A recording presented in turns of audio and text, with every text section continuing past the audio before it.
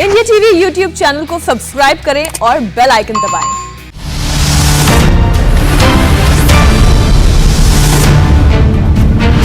नमस्कार, आप देख रहे हैं इंडिया टीवी। आपके साथ मैं हूं मीनाक्षी जोशी। दोपहर के 12 बजे का वक्त हो गया है और शुरू हो रहा है सबसे बड़ा इलेक्शन शो अब के बाद किसकी सरकार, जिसमें हम आपको दिखाते हैं उत्तर प्रदेश और पंजाब की वो खबरें जिनका होगा 2022 की चुनावी दंगल पर असर। तो बिना देर किए देखते हैं आज की 3 बड़ी खबरें कौन सी है। आज की पहली बड़ी खबर उत्तर प्रदेश से है, जिस कोरोना मैनेजमेंट के लिए योगी आदित्यनाथ लगातार प्रयास कर रहे हैं, अब उसकी गूंज विदेश तक सुनाई दे रही है।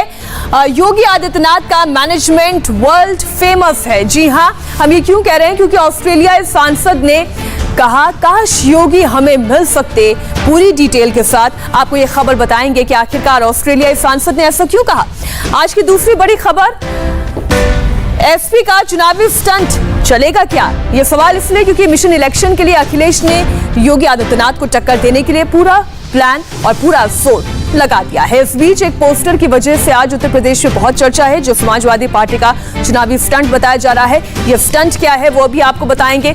और आज की तीसरी बड़ी खबर, प्रियंका गांधी 2022 के अग्निपथ पर। जी हां, जिसके अग्निपथ पर प्रियंका गांधी चलने के लिए तैयार है। छोटे चुनाव में फेल होने के बाद विधानसभा चुनाव के लिए क्या है प्रियंका गांधी वाड्रा का प्लान, वो आपको समझाएंगे। लेकिन सबसे पहले आज के इलेक्शन शो की बड़ी खबर, योगी आदित्यनाथ का कोरोना मैनेजमेंट, हम इस पर करेंगे सबसे पहले चर्चा।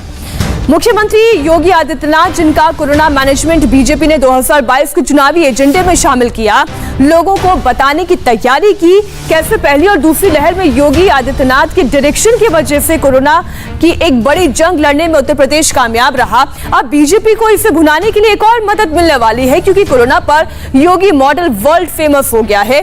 ऑस्ट्रेलियाई सांसद ने योगी पर एक बहुत दिलचस्प ट्वीट किया है। वो ट्वीट क्या है वो आपको हम दिखाएंगे। अब आप ये ट्वीट देखिए। Any chance they could loan us their Chief Minister Yogi Adityanath to release the lamentation, sort out the mess। यानी क्या कहा उन्होंने कि काश हमारे पास भी योगी आदित्यनाथ होते। सबसे पहले आपको दिखा रहे हैं हम कि उन्होंने अपने ट्वीट में क्या लिखा। इसका हिंदी रूपांतरण आपको बता दें। भारत का राज्य उत्तर प्रदेश, मुख्यमंत्री योगी आदित्यनाथ कुछ दिनों के लिए हमें दे दें ताकि वो आइवरमेक्टिन दवा की कमी से हमें निकाल सके। हमारे राज्य में निराशाजनक स्थिति पैदा हो गई है। भारत का राज्य उत्तर प्रदेश का उन्होंने जिक्र किया। ऑप्शन जो उन्होंने बताया, जाहिर है कि ये ऑप्शन तो उनके हक में हो सकता है, लेकिन संभव नहीं हो सकता। लेकिन इस तरीके की बात जब वो कहते हैं तो इसका सीधा सीधा मैसेज उत्तर प्रदेश की जनता तक ये जाता है कि कोविड मैनेजमेंट जो योगी आदित्यनाथ उत्तर प्रदेश में कर पाए वो वाकई सराहनीय है, क्योंकि उसकी गूंज ऑस्ट्रेलिया तक उठ रही है। योगी का कोरोना मैनेजमेंट वर्ल्ड फेमस क्यों हो गया है, इसकी भी एक बड़ी वजह है। दरअसल कोरोना की पहली और दूसरी लहर के दौरान योगी जिस तरह से एक्टिव रहे वो सबने देखा।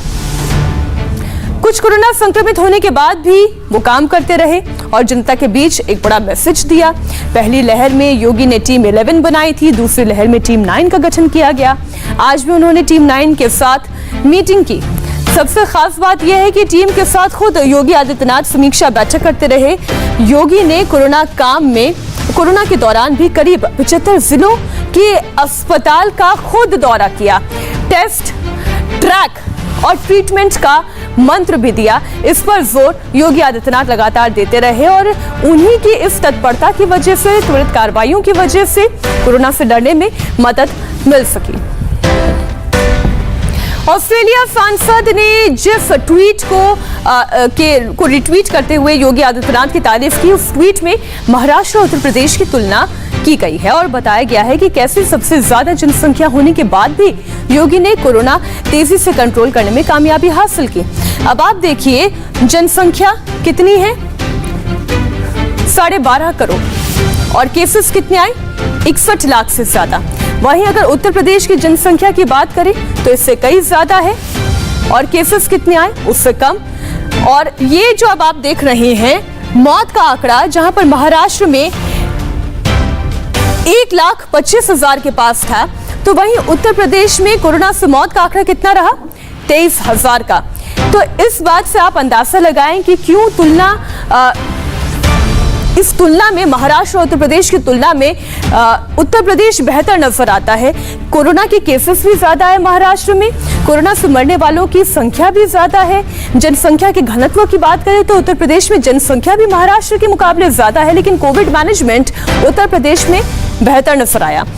ऑस्ट्रेलियाई सांसद ने योगी की तारीफ की, योगी मॉडल को बेस्ट बताया, लेकिन अखिलेश कोरोना में योगी सरकार को नाकाम बता रहे हैं।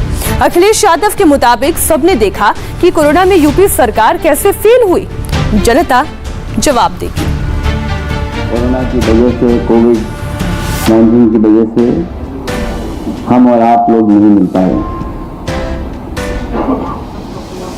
और उस दौरान जो हमने आपने देखा, शायद ही दुनिया में ऐसा कहीं हुआ होगा। जिस तरीके की लोगों को तकलीफ और परेशानियों का सामना करना पड़ा और एक ऐसा समय आया जब लगा ही नहीं कि उत्तर प्रदेश में कोई सरकार है, लोगों को अपने हाल पे छोड़ दिया। जो तस्वीरें आपके माध्यम से पूरे प्रदेश और देश में पहुंची, लोग भागते नजर आए, लोग दवाई का इंतजाम करते रहे, दवाइयां ब्लैक हुई, लोगों को बिस्तर नहीं मिले, ऑक्सीजन के लिए दर दर भटकना पड़ा, ऑक्सीजन के सिलेंडर के लिए अगर जाना पड़ा तो लाठी दिखाई लोगों ने, और उस पूरे के पूरे समय के में कहीं सरकार का पता नहीं लगा।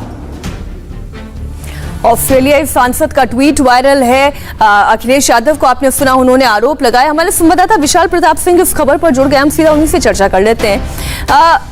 दो चीजें हो सकती है, या तो आंकड़े झूठ हो सकते हैं या फिर अखिलेश यादव गलत बयानी कर रहे हैं।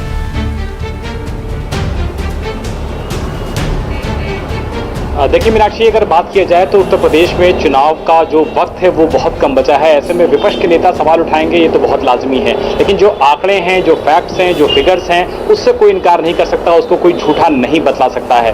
कोरोना को आने से रोका नहीं जा सकता था, ये बात बिल्कुल सच है, लेकिन क्या किया जा सकता था? बेहतर मैनेजमेंट। क्या किया जा सकता था? लोगों के लिए लगातार खड़ा रहना। और क्या किया जा सकता था? 24/7/365 लोगों के लिए काम करना। खुद मुख्यमंत्री योगी आदित्यनाथ संक्रमित हुए कोविड से, लेकिन जिस तरीके से संक्रमित होने के बाद भी वो लगातार काम पे लगे रहे, लगातार टीम 9 के साथ बैठक करते रहे, लगातार वो इंस्ट्रक्शन देते रहे और ग्राउंड जीरो पे उतर करके उन्होंने सभी मंडलों में, सभी डिस्ट्रिक्ट्स में जाकर के एक मैसेज दिया कि अगर मुख्यमंत्री इस तरीके से उतर करके काम कर सकता है तो हमारे अधिकारी काम क्यों नहीं कर सकते हैं, हमारे बाकी लोग उस तरीके से काम क्यों नहीं कर सकते हैं। तो निश्चित तौर पर उत्तर प्रदेश में एक समय वो भी आया था जब सेकंड लहर में एक ऐसा दृश्य देखने को मिला था जब 8 से 10 दिन स्थिति वाकई में खराब हुई। देखिए विशाल, अब क्या हुआ क्या नहीं हुआ वो तो जनता जब वोट डालने जाएगी वो तय कर देगी, लेकिन इतना जरूर है कि चुनावों से पहले ऑस्ट्रेलियाई सांसद का इस तरीके का ट्वीट आना भारतीय जनता पार्टी के लिए एक फायदा पहुंचाने वाला जरूर कहा जा सकता है, मॉरल अपलिफ्टमेंट जरूर करेगा। शुक्रिया विशाल पूरी जानकारी के लिए आपका।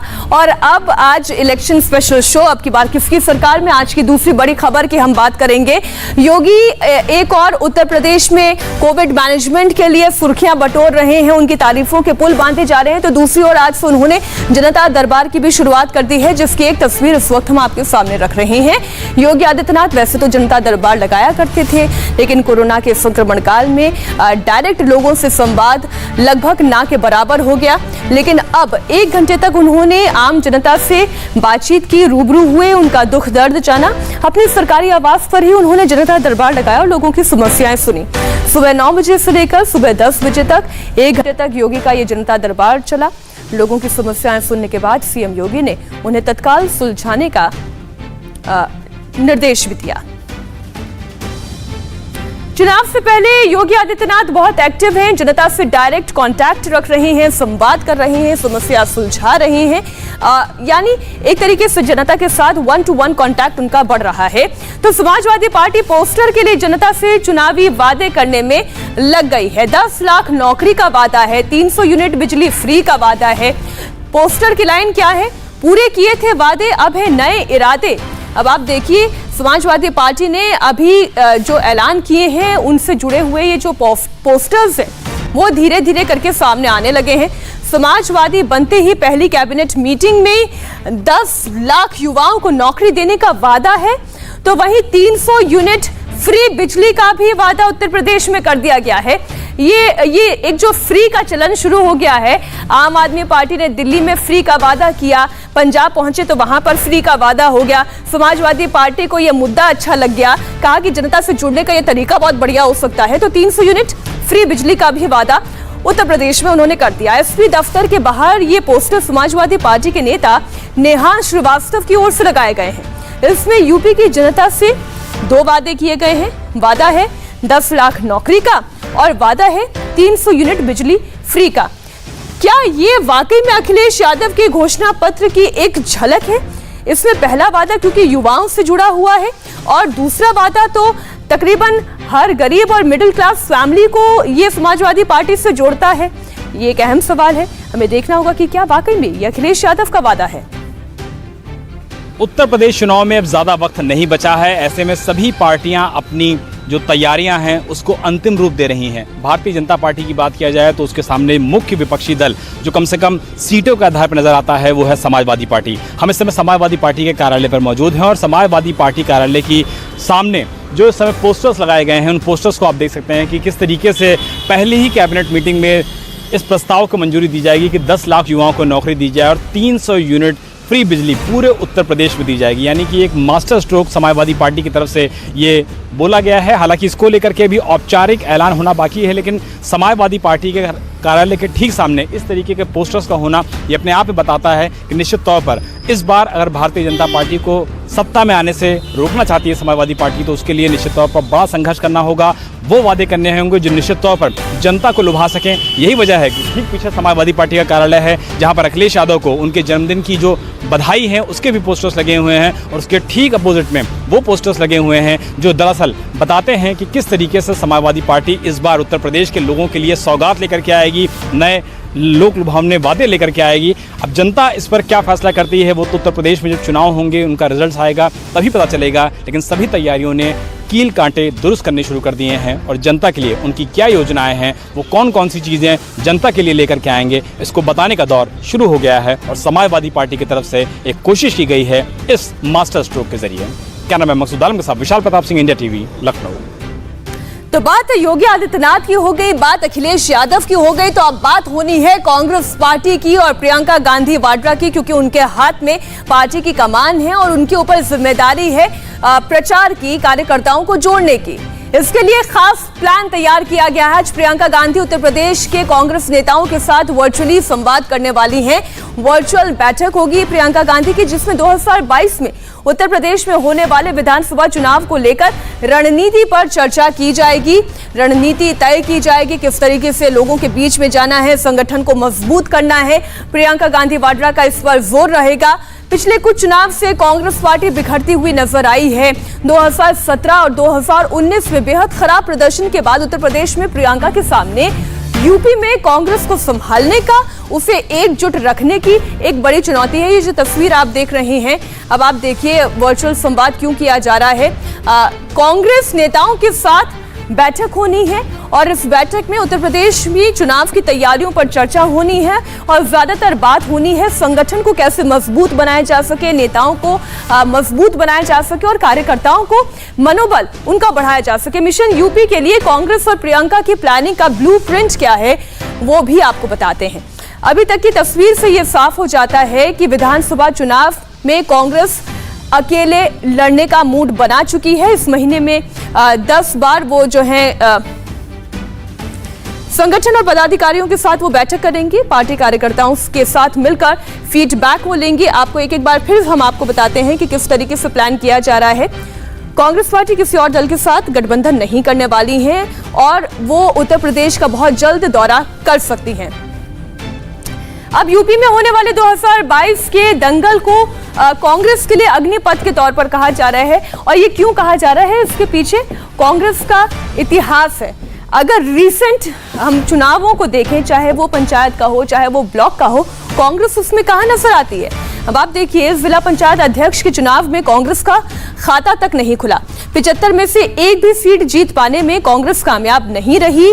5 सीट ब्लॉक प्रमुख के चुनाव में उन्होंने सीट जीती और ज्यादातर ये कहा जा सकता है कि कांग्रेस के हाथ नाकामयाबी ही हाथ लगी। ऐसे में करीब 9 महीने के बाद होने वाले चुनाव में उनके लिए सबसे बड़ी चुनौती है कि वो अपनी मौजूदगी दर्ज कराए। पहले ये बताए कि कांग्रेस पार्टी अभी भी उत्तर प्रदेश में जिंदा है, वो अभी मकबरा नहीं हुई है।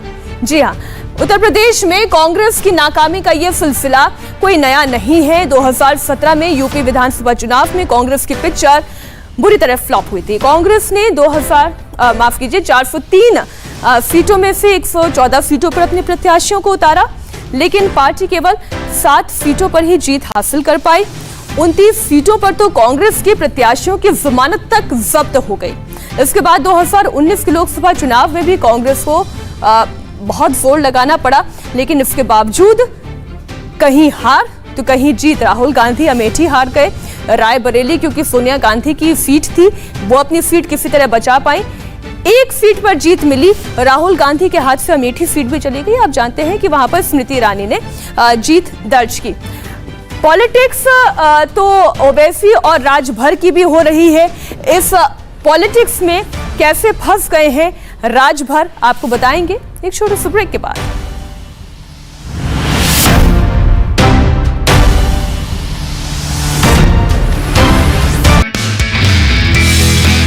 नमस्ते, मैं हूं मीनाक्षी जोशी। वीडियो और खबरों से अपडेट रहने के लिए India TV YouTube channel subscribe करें, बेल आइकन दबाना ना भूलें। जुड़े रहें इंडिया टीवी के साथ।